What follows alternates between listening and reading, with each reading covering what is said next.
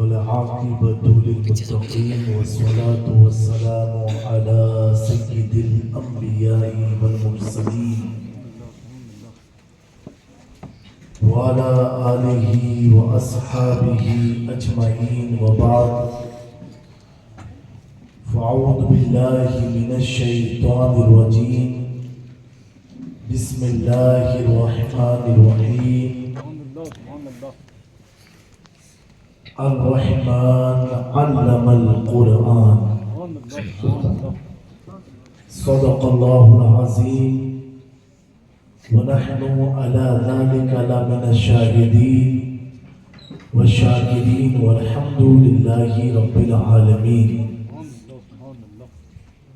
منبر نور پر تشریف فرما معزز علماء ذوی الاحترام، ائمہ مساجد، مفتیان اسلام، سادات کرام، بالخصوص شہزادے غوث اعظم جانشین مخدوم سمنا، قائد اہل سنت، معین المشائخ حضرت پیر طریقت، رہبر راہ شریعت الشاہ سید معین الدین اشرف اشرفی الجیلانی، صاحب سجادہ آستان عالیہ، درگاہ کچوچا مقدسہ و صدر آل انڈیا سنی جمعیت العلماء، اور ساتھ ہی ساتھ حضرت علامہ مولانا سید امجد حسینی صاحب قبلہ، اور میرے دائیں بائیں بیٹھی ہوئی پیاری پیاری اور سامنے بیٹھی ہوئی پیاری پیاری سنی عوام، دور دراز تک سننے والی میری مقدس ماں بہنیں، السلام علیکم ورحمۃ اللہ تعالی وبرکاتہ۔ حیدرآباد تو کئی بار آنا ہوا، سکندرآباد میں پہلی بار آنا ہوا، اور میں اس جلسے کی کامیابی کو یہ مانتا ہوں کہ وہ ذات کو سید امجد حسینی صاحب قبلہ نے بلایا ہے کہ جن کی تاریخ ملنا بڑا مشکل ہے، لیکن میرا وجدان کہتا ہے حضور معین المشائخ اسی جلسے میں جاتے ہیں جن جلسے میں جانے کے لیے حضور مخدوم پاک کا اشارہ ہوتا ہے۔ سبحان اللہ، کیونکہ یہ کسی عام مسند پر بیٹھنے والے مسند نشین نہیں ہیں، یہ ان کی مسند پر بیٹھتے ہیں جن کو دنیا تارک السلطنت محبوب یزدانی غوث العالم مخدوم اشرف جہانگیر سمنانی کے سبحان اللہ۔ اور اگر امام عشق و محبت کی زبان میں کہا جائے، کیونکہ میری بات تو شروع بھی اعلیٰ حضرت سے ہوتی ہے، کیونکہ اعلیٰ حضرت انہیں کو کھٹکتے ہوں گے جن کے اندر گمراہیت کے بلبلے پھوٹے ہوں گے۔ ہم عشق کے بندے ہیں، عشقوں سے محبت کرتے ہیں۔ میرے پیاروں، جب عاشق کالا بلال بھی ہوتا ہے نا تو گوروں کا بھی امام ہوتا ہے، سمجھے؟ تو امام عشق و محبت نے جو پوری زندگی درس دیا، اپنے خاندان کے بارے میں نہیں، اپنے اجداد کے بارے میں نہیں، بلکہ کسی نے جب پوچھا کہ احمد رضا تمہاری حقیقت کیا ہے، تمہاری ریئلٹی کیا ہے، تو وقت کا امام کہتا ہے کوئی کیا پوچھے تیری بات، تجھ سے کتے ہزار پھرتے ہیں، سن میری حقیقت یہ ہے اس گلی کا پتہ۔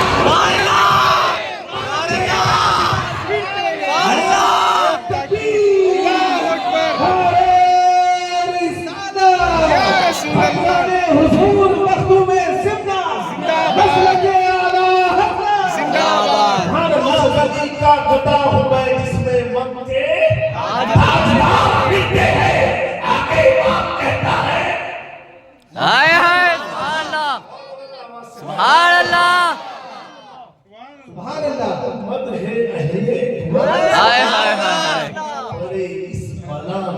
میری بلا میں گدا ہوں اپنے کریم کا پیر پائے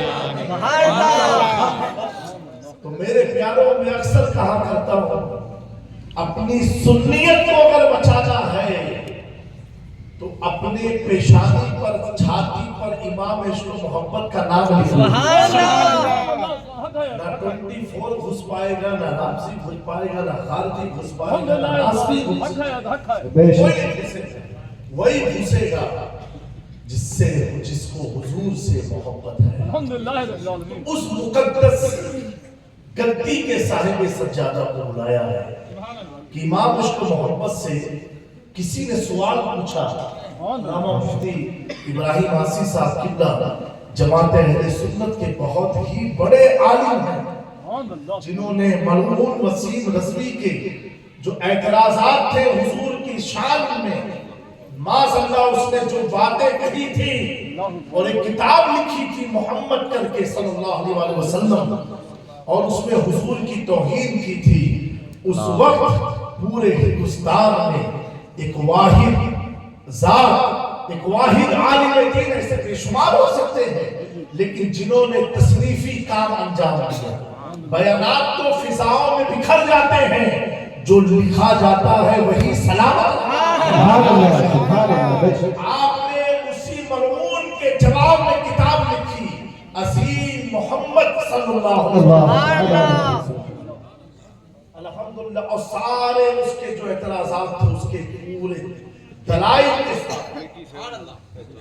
87 اعتراض تھے اس مرحوم کے ان 87 اعتراض کے آپ نے قرآن اور حدیث سے مزین کر کے اس کا جو جواب دیا ہے میں نوجوان سے کہوں گا اس کی پی ڈی ایف آپ تلاش ہو اگر گوگل وغیرہ میں ہو ہے اس کی گوگل میں ہے مولانا مقید صاحب قبلہ کے پاس ہے عبد المقید صاحب کے پاس بھی ہے آپ اس کتاب کا ضرور مطالعہ کرو اتنی بڑی شخصیت اور آپ کے اس علاقے کے بے شمار علماء ہیں جن کے علم سے تو میں واقف نہیں ہوں لیکن اتنا جانتا ہوں یہ عالمی ہوتا ہے جو ویران جگہ بھی چلا جائے تو اپنا گھر بعد میں بناتا ہے پہلے اللہ اور اس کے رسول کے دین کے الحمدللہ اس مدرسے کی دستار بندی میں آئے ہیں ابھی یہ باتیں تو جملہ مترضہ کی طور پر ہو رہی ہے تو کس گدی کے صاحب سجادہ ہے اعلیٰ حضرت سے علماء کی توجہ چاہتا ہوں امام عشق و محبت سے کچھ لوگوں نے سوال پوچھا اور یہ پوچھا استجراج اور کرامت ان میں فرق کیا ہے اور اس کا جواب ہمیں بزرگوں کے اقوال کی روشنی میں چاہیے یہ استفتاء کر کے بھیجا 26ویں جلد فتاوی رضویہ شریف میں ہے امام عشق و محبت نے جواب دیا بولو بھائی جواب دیتے اس نے کہا تھا اولیاء کے اقوال کی روشنی میں جب اعلیٰ حضرت نے الحمدللہ حضور مخدوم پاک کا ایک قول بیان کیا تو قول بیان کرنے سے پہلے اعلیٰ حضرت لکھتے ہیں قطب ربانی محبوب یزدانی مخدوم اشرف جہانگیر سمدانی اب یہاں پر بھی غلط ہوگا نہیں آگے ارشاد فرماتے ہیں جو کہ سلسلے چشتیہ کے سردار ہے جو سلسلے چشتیہ کے سردار ہے یہ کہنے والا کوئی عام مولوی نہیں ہے یہ کہنے والا امام عشق و محبت ہے میں سوچ میں پڑا کہ سلسلے چشتیہ کا سردار تو الحمدللہ عطائے رسول کی ذات ہے محبوب الہی کی ذات ہے اس کے بعد اعلیٰ حضرت یہ کیوں لکھ رہے ہیں جو کہ سلسلے چشتیہ کے سردار ہے اتنا سوچنا تھا امام احمد رضا نے کہا اے جامی کار کر میں نے اپنی مرضی سے نہیں اعلان خواجہ کلیم نواز نے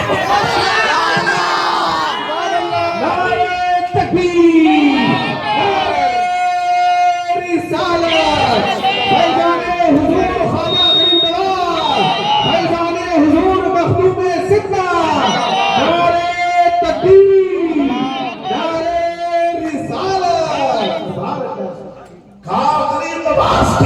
اعلان کی روشنی میں میں نے کہا ہے کہ مخدوم اشرف سلسلے چشتیہ کے سردار ہے، وہ اعلان ہے کیا؟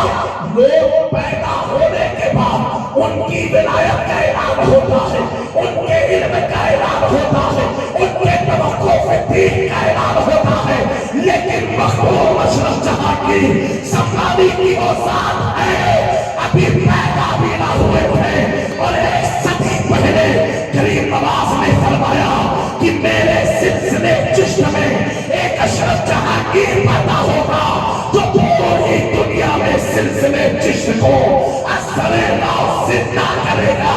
میرا ایمان کہتا ہے کہ جس کے تعلق سے کریم نواز نے یہ بشارت کی ہو، اب وہ عام نہیں، اس سلسلے چشت کا وہ سردار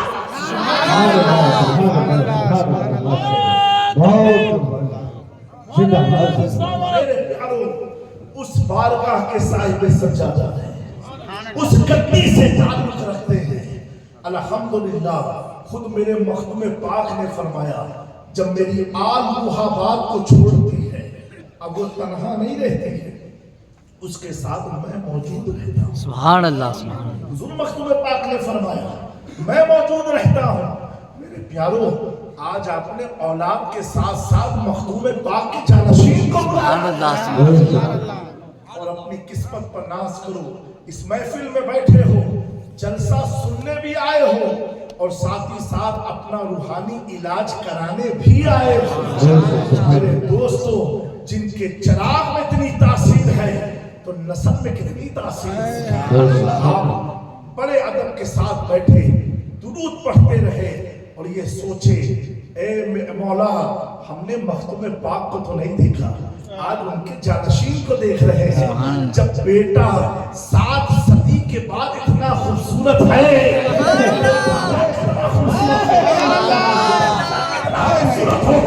مخدوم پاک کا حسن کیسا ہوگا؟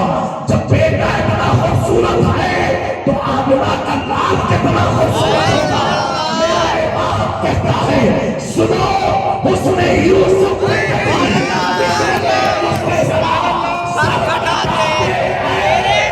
تیرے نام پہ مردان عرب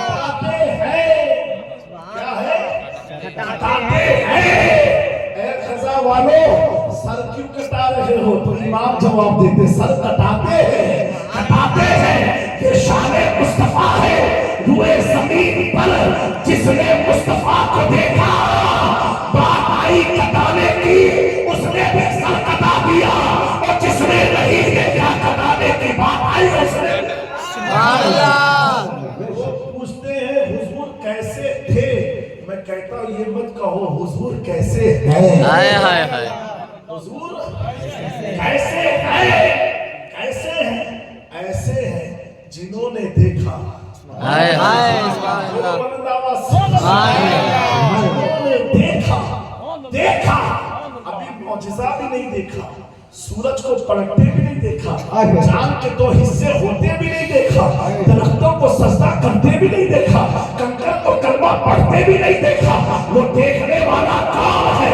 وہ دیکھنے والا اتنا عظیم ہے، اتنا مکرم ہے کہ اللہ اکبر کچھ ہونے تو معجزہ دیکھ کے کلمہ پڑھا، لیکن ابو بکر صدیق کی وہ ذات ہے جس نے معجزہ نہیں رخسار مصطفیٰ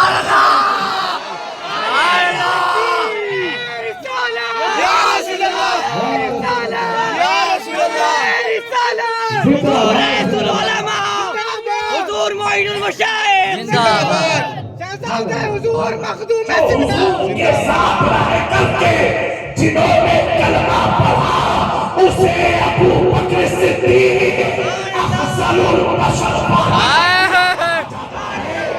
جس نے مصطفیٰ کی گود میں کلمہ پڑھا اسے چوتھا خلیفہ دیے۔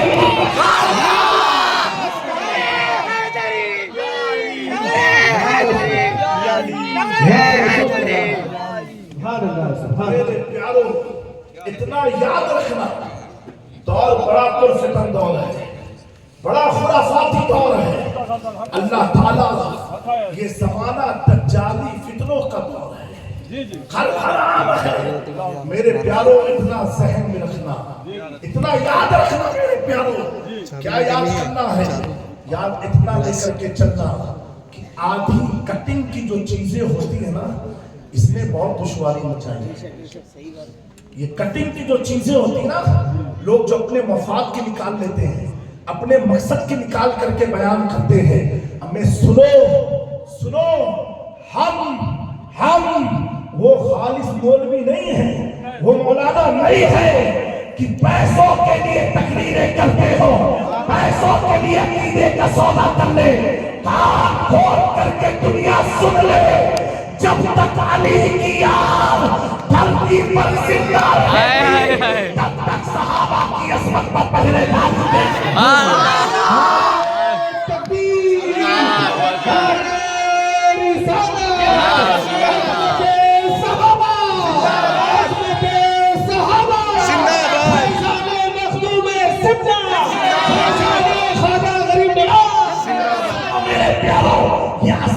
صحابہ پر علی کی آگ کا پہرا دینا یہ آج کا عمل نہیں ہے. جب حضرت عثمان کے جاب کے پیچھے لوگ پڑے تھے، اس وقت علی نے اپنے دو بیٹوں کو عثمان کی حفاظت پر کھڑا کر دیا. جب تک میری آگ رہے گی عصمت صحابہ پر پہرا دے. سبحان اللہ. یہاں حسن حسین کی اولاد دیتی رہے. سبحان اللہ. انشاءاللہ تبارک و تعالی. میرے پیاروں، میں یہ اسپیکر کی آواز تو ہمیں تقریر کم مت کیا کرو، اس سے کیا ہوتا ہے آواز کھنچ جاتی ہے. تھوڑا ساؤنڈ کو برابر کر دے. بابا سے بلند مجھے پاک پڑھ لیجیے. مولانا محمد وعلى آل سيدنا مولانا محمد كما تحب وترضى بأن تصلي عليه. صلاة والسلام عليك يا رسول الله صلی اللہ تعالی علیہ وسلم. میرے پیاروں، ایک چیز ذہن میں رکھنا، ایک بار بچت کے دو سبحان اللہ. آپ دنیا میں کچھ بھی لے لیا کامیاب نہیں ہوگی. مسجد بنا دی، مدرسہ بنا دیا، کچھ بھی کر لیا، کامیاب نہیں ہوئے.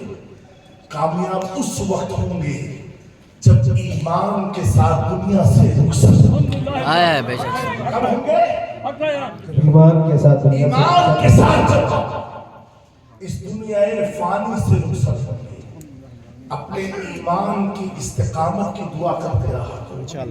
روزی کی کم مانگو لیکن دین میں استقامت کی مانگتے رہو. میرے دوستو، حضور مختوم اشرف جہانگیر سمنانی، آپ دستار بندی کا جلسہ ہے. آپ ایک آیت کی تفسیر بڑی پیاری ہے، بڑے پیارے انداز سے بیان فرماتے ہیں. علماء کی توجہ چاہیے. یہ آیت کریمہ ہے، یا لیتنی کنت ترابا، اے کاش کہ میں مٹی ہوتا. اس پر مفسروں نے اپنی اپنی رائے رکھی، لیکن غوث العالم کی فکر دیکھو. آپ فرماتے ہیں بنی اسرائیل میں ایک شخص تھا. بنی اسرائیل یعنی یہودیوں میں ایک شخص تھا، وہ مشرک تھا، یعنی کتابی نہیں تھا. کیا تھا وہ؟ مشرک تھا. وہ کسی کام سے نکلا اور رستے میں ایک مدرسے کا طالب علم گزرتا. وہ دین کی تعلیم حاصل کرنے جا رہا تھا، توریت یا زبور اپنی دینی کتاب کی، اور اس کی قلم زمین پر گر گئی. حضور مخدوم پاک عیسائی کی جو تفسیر فرماتے ہیں، قلم گری. اس مشرک نے جو بنی اسرائیل میں تھا، اس نے قلم اٹھا کر کے اس طالب علم کے ہاتھ میں دیا. بس کیا کیا؟ قلم اٹھا کے اس کے ہاتھ میں دیا. کل قیامت کے دن جب مشرکوں کو عذاب ہوگا، ان میں یہ مشرک جس نے قلم اٹھائی تھی، اس کے عذاب میں تھوڑی سی رعایت ہوگی، تخفیف ہوگی. تو جب تخفیف ہوگی تو سارے مشرک جو جہنم میں ہیں وہ کہیں گے ہم دونوں شرک میں برابر ہیں، اس کی عذاب میں تخفیف اتنی ہے مختصر، اور ہمیں مکمل عذاب. تو رب فرمائے گا یہ اس نے صرف ایک مدرسے کے طالب علم کی خود کی گری ہوئی قلم اس کے ہاتھ میں دیا. سبحان اللہ سبحان اللہ. یہ عمل اللہ کو پسند آ گیا. اب مختوم پاک فرماتے ہیں جب مشرکین یہ سنیں گے تو وہ کہیں گے یا لیتنی کنت ترابا. کیونکہ مختوم پاک فرماتے ہیں وہ جو مشرک تھا بنی اسرائیل میں اس کا نام تراب تھا. کیا نام تھا؟ تراب. تو ہر مشرک کہے گا اے کاش میں بھی تراب ہوتا, اے کاش میں بھی تراب ہوتا. اب آپ سوچو اے سنیو غور کرو, اگر ایک مشرک مدرسے کے بچے کی گری ہوئی قلم کو اٹھا دے تو اللہ اس سے خوش. اب آپ سوچو جو صحیح اب اس مدرسے میں پڑھنے والے بچے کا کیا مقام ہوگا؟ نعرہ تکبیر, نعرہ رسالت, حضرت علماء کرام, نعرہ اس کا مقام کیا ہوگا؟ لیکن اتنا ضرور یاد رکھنا ہر مدرسے کے بچے کا یہ مقام نہیں ہے. ہر مدرسے میں پڑھانے والے مولانا کا یہ مقام نہیں ہے. یہ مقام کس کو ہے؟ جو مدرسے میں پڑھا تو ہو لیکن مدرسہ بھی عاشق رسول کا ہو اور بچہ بھی عاشق رسول کے گھر کا ہو اور پڑھانے والا بھی عاشق رسول ہو. جب یہ مقام ملتا ہے اللہ اکبر. جب ایک عاشق رسول کے مدرسے میں پڑھا ہوا بچہ عاشق رسول ہو کر کے لوگوں کی شفاعت کرا سکتا ہے تو ہم سنی کا تو یہی عقیدہ ہے. جب عاشق رسول عالم دین شفاعت کا حق رکھ سکتا ہے تو جو عاشق نہیں مصطفیٰ کی نگاہوں نے جنہیں انتخاب کر کے اپنی جماعت کا سہارا بنایا ہو, کسی کو ابو بکر, کسی کو عمر, کسی کو عثمان, کسی کو حیدر کرار, کسی کو شعیب, کسی کو طلحہ, کسی کو امیر معاویہ, جب جماعت کے مولوی شفاعت کرا سکتے ہیں تو مصطفیٰ کے صحابہ پر درجہ اعلیٰ. سبحان اللہ, تکبیر یا رسول اللہ, زندہ آباد زندہ آباد. اسی لیے میں کہتا ہوں کٹنگ کی چیزیں مت چلایا آگے کی بات بھی سنو.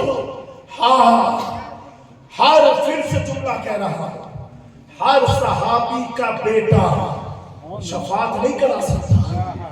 ہاں کون کرا سکتا ہے؟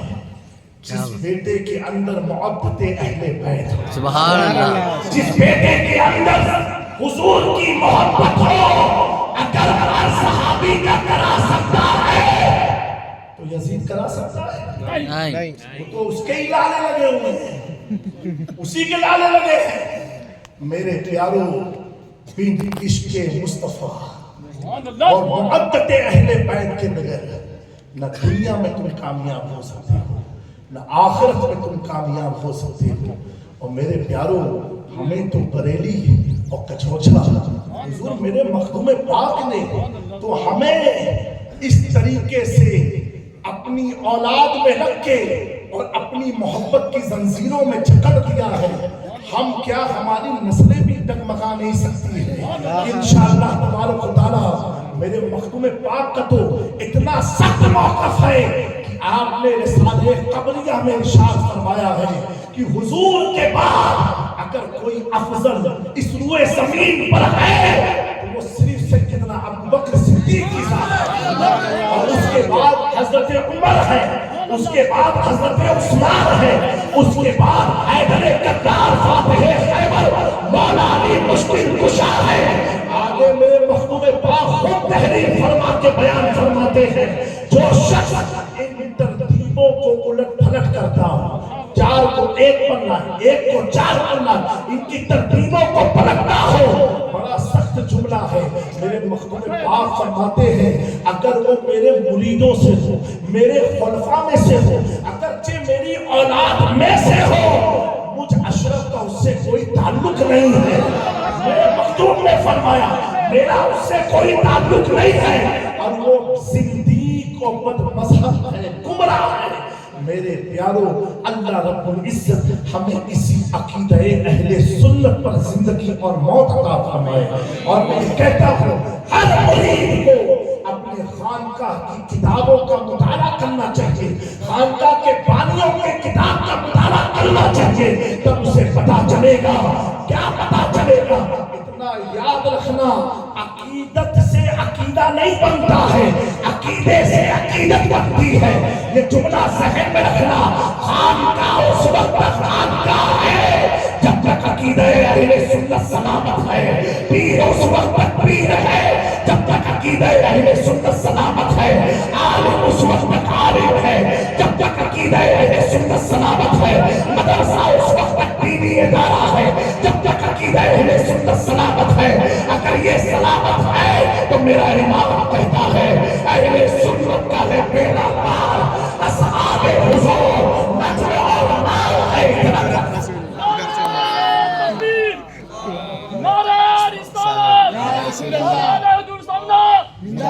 اور مجھے کیا درد کی بات یہ ہوتی ہے, دنیا کتنی ترقی کر جا رہی ہے, کہاں سے کہاں لوگ پہنچ رہے ہیں, اور ہماری جماعت ابھی اسی میں پھنسی ہوئی ہے. میرے پیاروں, یہ پھنسنے کی چیز نہیں, یہ محبت کی چیز ہے, یہ ہمارے ایمان کا حصہ ہے. میرے دوستو, اس میں کسی سے گنجائش ہو نہیں سکتی ہے. اور تاج الشریعہ نے تو صاف اعلان کر دیا, نبی سے جو ہو بیگانہ اسے دل سے جدا کر دے, پدر مادر برادر جان مال پر فدا کر دے. ہم تو حضور کے جو ہیں, حضور کی اہل بیت کے جو ہیں, حضور کے صحابہ کے جو ہیں, ہم ان کے ہیں. اے میری قوم کے نوجوانوں, اس فتنے کے دور میں اب تو بڑا آسان دور ہے, ہر آدمی پھول لگا کر کے بھی خیریت پوچھ سکتا ہے, پھول لگا کر کے بھی سمجھ سکتا ہے. ان کٹنگ کی چیزوں پر آپ اپنے ایمان کو مت کاٹ بیٹھنا, بلکہ کہیں شک و شبہات ہو آپ ڈائریکٹ پھول لگا لو, صاحب معاملہ سے آپ بات کر لو, اس میں آپ کے لیے عافیت ہے. بغیر تحقیق کے کوئی بھی چیز کا اعلان کر دینا یہ بھی حضور کے حدیث کے خلاف ہے. پیارے آقا صلی اللہ علیہ وسلم نے فرمایا ظلم المومنین خیرا, مومنوں کے لیے اچھا کام کرو, مومنوں کے لیے اچھا کام کرو. ارے کمرے میں بیٹھ کر کے باتیں کرنا تو آسان ہے, میدان میں نکل کے دیکھو. کبھی کوئی ناصر مارنے کی دھمکی دیتا ہے, کوئی ناصر پر مارنے کی دھمکی دیتا ہے, اس کے باوجود بھی ہم اپنے مشن پر, مسلک اہل سنت پر, مسلک اعلیٰ حضرت پر اس لیے ڈٹ کر کے کھڑے ہیں کہ ایسی ناصریت کے دور میں, ناصریت کے دور میں ہمیں اپنے کو اور اپنی عوام اہل سنت کو بچا کر کے حضور کی بارگاہ میں لے کر کے جانا ہے. اور مدینے کی گلیوں میں ہمیں اس بات کو یہ عرض کرتا ہے, تجھ سے اور جنت سے کیا مطلب, وہابی کو رسول اللہ کے جنت رسول اللہ. آپ سب کی یہ بڑی خوشبختی ہے, یہ غریب نواز کا ہندوستان ہے. میرے خواجہ غریب نواز جب اس پاک ملک میں آئے, اس دھرتی پر تشریف لائے, اللہ اکبر. بس یہ آخری بات عرض کر کے میں چلا جاؤں گا. اتنا دوران گفتگو کہنا چاہتا ہوں, سید صاحب قبلہ اکیلے تنو تنہا اتنے بڑے ادارے کی خدمت کو انجام دے رہے ہیں, دارالعلوم نور الاسلام. سبحان اللہ. آپ سب اپنے اس ادارے کو اپنا ادارہ سمجھ کر کے ان کی مدد کریں, ان کے ساتھ جڑے, ان کے ساتھ چلے انشاءاللہ تبارک و تعالیٰ. کیونکہ یہ ادارہ الحمدللہ اس وقت آپ کے سکندرآباد میں اہل سنت کی مسلک اعلیٰ حضرت کی ترجمانی کرتا ہوا نظر آ رہا ہے. اللہ اسے نظر بد سے محفوظ فرمائے. میرے پیاروں, غریب نواز کا دور تھا, اور ایسا دور تھا کہ خواجہ غریب نواز کے اخلاق کو دیکھ کر کے, نیچر کو دیکھ کر کے لوگ غریب نواز کے مرید ہوتے چلے جاتے تھے. مرید کا مطلب داخل اسلام ہوتے تھے. میرے پیاروں, اتنا یاد رکھنا, تلوار کی حکومت دماغوں پر اثر کرتی ہے, اور اخلاق کی باتیں تو دلوں پر. دماغ جو ہے خراب ہو سکتا ہے, لیکن دل میں جو چیز آتی ہے وہ خراب نہیں ہوتی ہے. میرے پیاروں, جب خواجہ غریب نواز کا دائرہ بڑھنے لگا, پرتھوی راج چوہان پریشان ہوا. کہ بھائی ان کی تبلیغ کو روکا جائے. اگر نہیں روکا تو اجمیر تو چھوڑو راجستھان بھی ہمارے ہاتھ سے نکل جائے گا. یہ وہ دور تھا جب الیکشن نہیں ہوتا تھا بلکہ راجاؤں کا زمانہ تھا. اس نے اپنے وزراء کو کہا اسے ہٹاؤ اجمیر سے. محنت کی گئی لیکن غریب نواز کو کوئی ہٹا نہیں سکتا. اب آپ کہو گے یہ ان کی کرامت ہے. یقیناً ان کی کرامت ہے لیکن کرامت کے ساتھ ساتھ خواجہ کریم نواز کی استقامت ہے. استقامت ہے. یہ نہیں کہا اے اللہ کا کون سے ملک میں مجھے بھیج دیا, فارس سے کہاں بھیج دیا.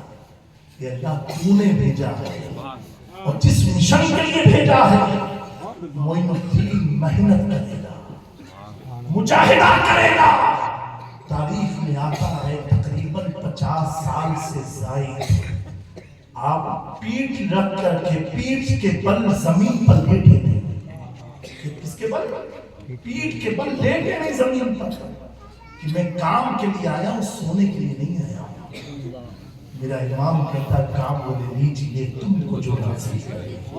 حضور حافظ ملت کا قول ہے زمین پر کام زمین کے نیچے آیا. آرام تو کرنا ہے مومنوں کو لیکن کچھ کام تو ایسا کر دو کہ آرام بھی اچھا مل جائے. زمین کے پیٹ کے بل بیٹھے رہی خواجہ کریم نواز. میرے پیاروں وہ غریب نواز اللہ اکبر. آج جن بچوں کی دستار ہونے جا رہی ہے اور اتفاق دیکھیں وہ بھی 6 چھٹی کی نسبت الحمدللہ. اب 5-10 منٹ کی بات ہے بھائی جان آپ لوگ چلے ہوئے نا جو بچے بیٹا جلدی سے یاد رکھے بیٹھے اس سے ذہن منتشر ہوتا ہے. اب اس کو ہٹانا پڑے